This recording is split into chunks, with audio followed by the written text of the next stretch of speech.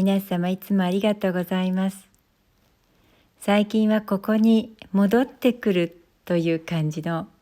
感覚があります。皆さんが一緒に聞いててくれる、そういう新しい場所ができたなっていう感じがしています。今日は私のここ20年ぐらいの本当に起きた話を、いつも本当にあったことしか言っていませんけれども、お話ししますね。今朝犬の散歩をしながらどんなことをお話ししようかなと思ってた時に、この人生の後半の20年、こうやってさまざまな場所を移動しながら最終的にこういうところに移り住んだんですけれども、そもそも思いもかけなかったようなお仕事っていういわゆるビジネスみたいなことって私すると思っていなかったんですね。ですけどこうやってトロールビーズっていう会社をスタートしたのが2008年、14年前ですから46歳の時でした。最初はこのように切手を貼ったり、封筒にお手紙を入れたり、それから新しいお店ができる時には東急ハンズにこんなにたくさんいろいろ買いに行ったり、そんな風にしてトロールビーズというデンマークの会社の日本の代表をやることになりました。それは本当に巡り合わせでした。トロールビーズはリース・アーガードさんというこのデザイナーであり創業者の女性、それからリースのお兄さんのソーレンという銀細工を作るデザイナーさんの2人で始まったんですね。私が今手に持っているラッキーノットというこのビーズが一番最初に作られたビーズで1976年のことでした。2人の兄弟によって始まったトロールビーズというブランドは今世界中にファンがいて、本当に大勢のファンに支えられて、日本にもたくさんの方がトロールビーズを大好きでいてくださって、今こんな風に私は森の中で準備をしながら日本の方にトロールビーズを送ったりお伝えしたりっていうことをやっていますけれども、実は一回やめていた時があったんですね。それはもちろんそのデンマークもとても大きな会社なので、いろいろなその流れの中で私は一度退くことになったんですけれども、今こうやって森の中に住んでいて、トロールというのはデンマークの森に住む妖精なんですけれども、その妖精が起こす不思議な出来事をデンマークではトロールマジックっていうんですが、私自身にも本当にさまざまなトロールマジックが起きました。トロールビーズのお仕事を始めて1年経ったぐらいの頃か、ある日ものすごく会社に電話がたくさんかかってきたんですね。日本中の百貨店から。でどうしたのかなと思ったら、この百貨店バイヤーズ賞を受賞していて、話題賞でした。私はそれから世界中の皆さんと一緒にこういうお城で行われるような世界会議に出たり、日本の代表としてスピーチをしたり、その時はもうベルリッツに何日も通ってその台本を練習したりしたんですけれども、これはアジアのチームですね。世界中の人たちと仕事をするという、本当に日本育ちなので、英語も自分で一生懸命勉強しました。でそもそも私は2000年にクリスタルヒーリングというクリスタルの石を使ってその人の気持ちを静かにさせたり、とても何か辛い経験があった人の癒しになるような、そういう一つの方法ですよね。そのヒーリングのやり方を学んでいたんですね。でこれは今メシストが映りましたけれども、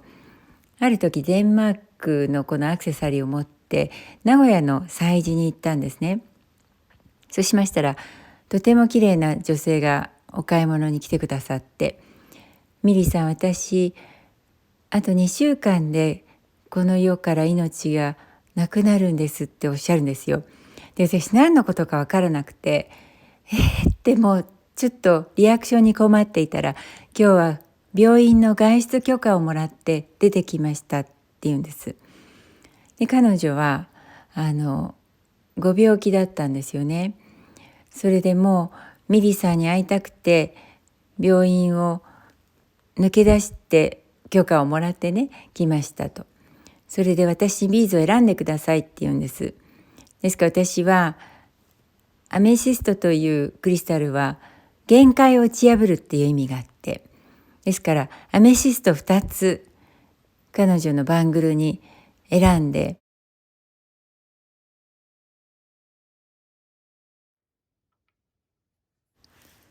それでアメジストには限界を打ち破るっていう意味があるのよ。限界を打ち破るの。ね、限界を打ち破りましょうって言ってお別れしたんです。でもすごく気になったけれども、ね、一回しかお会いしない方だし、どうしてるかなって思いながら、それから半年後にまた名古屋に行ったんですね。そしたらその同じ方が「ミリさん、私のこと覚えていますか？」って言って、そのアメジストのブレスレットを見せてくれたの。私なんでって言っちゃったんですよ、思わず。そしたら私病院に帰って2週間後検査があったんですけども、毎日毎日ブレスレット見ながら限界を打ち破る限界を打ち破るって思ったら、2週間後に腫瘍が半分になっていたんですって言うんです。で、私も本当に驚きましたけども、その方またさらに半年後のそのポップアップショップに来てくださったの。で、これはね、トロールビーズが治したっていうことではなくて、マインドフルネスなんじゃないかなって思っています。私の同級生にジョイさんがいるんですけれども、ミリ、そういうことってあるのよって教えてくれたんですが、だからといって全員に効き目があるとかそういうことを言っちゃいけないと思うんですけれども、瞑想とかね、私も瞑想を初めてやったのが上の子が2歳ぐらいの時だったので、もうずいぶん前なんですけれども、この時はヨガの先生が来てくださって、みんなで森の中で瞑想したりしたんですが、私グルテンフリーのランチを作ってお出ししたりしましてね、そのマインドフルネスっていうのは何でもいいと思うんです。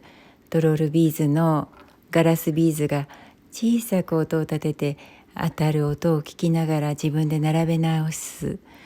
毎晩静かな気持ちで10分だけでも何か大好きな意味が一つ一つあるので、その意味に従って季節に応じて自分のビーズを並べ直す。その10分間の無になる時間、それは例えば茶道でもいいですし、お花でもいいですし、刺繍でもそうだと思うんです。それが本当に人にとっての瞑想の時間になると思うんですね。で、そういう自分と向き合ったり、静かな気持ちで集中したり、何も考えずに自分の大好きなことをするっていう、そういう時間が一日の中でちょっとでもあること。これはだからアクセサリーだけれども、トロールビーズがこれだけ日本の方たちにもずっと長い間受け入れていただけてるっていうのは、マインドフルネスがこのビーズ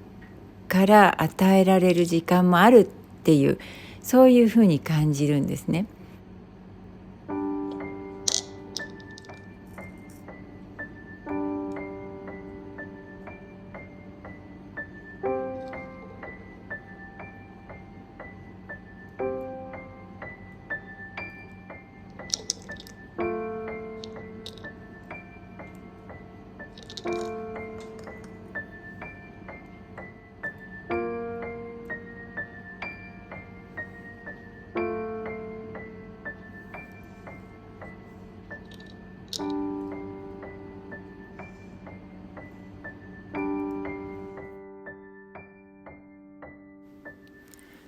それで私が一度は離れたこのトロールビーズにもう一度戻ってきたというのが、この森にお引っ越しをした後の話なんですが、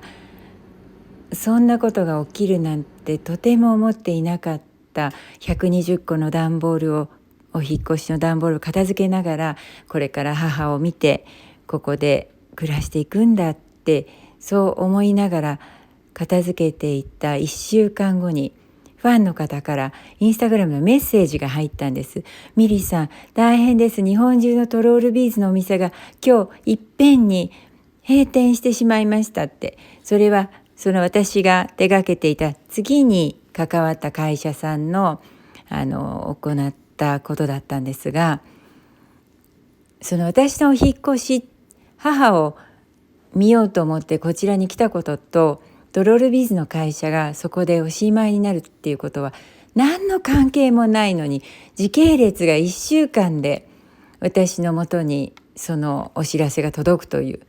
それで私、ちょっと待ってね、考えるからって言ってすぐデンマークの私のちょっと知っている私どもの関係者に連絡を取って、トロールビーズ日本のお店全部今日クローズになっちゃったのって言って、もうそこからどうしましょうっていうことで、私本当はずっと東京に戻らないつもりだったのに、ちょっと母を見ててもらって東京に戻って、ちょうどその彼がデンマークにいると思ったら日本に来ていたんですね。それで話し合って、これはファンの方は本当に悲しんでると思うって、どうしたらいいかしら。そしたらファンの方たちが皆さんその週末の間にデンマークに、そうですね、もう何十通も Google 翻訳で翻訳をして、ミリーさんの復帰を望みます。ミリーさんに戻ってきてほしいです。